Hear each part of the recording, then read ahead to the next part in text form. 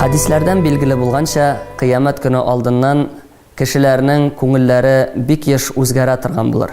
Кеше иртән мөселман булып уяныр, кичкә инде ул кафир булып үлеп китәргә мөмкин.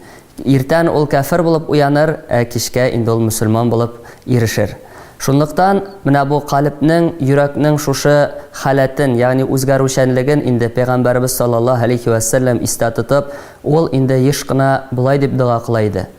Я муқаллибал кулуб, саббит калби аля диник. Әй йөрәкләрнең халатын үзгәртүче, минем йөрәгемне үзеңнең динеңдә ныгытсаң иде дип. Инде Аллаһ Раббыбыз һәр барчаларыбызның да күңелләребезне үзенең динендә ныгытса иде. Аллаһ Раббыбыз булганнан канагать булып, ике дөнья бәхетләренә ирешүләребезне һәр барчаларыбызга да насыйп һәм муяссар кылса иде, һәм ахыргы урыннарыбызны җәннәтләрдә кылса иде, һәм иң зур нигъмәт Аллаһ Раббыбызны күрү нигъмәтен һәр барчаларыбызга да насыйп итсә иде. Ассаламу алейкум ва рахматуллаһи ва баракатуһ.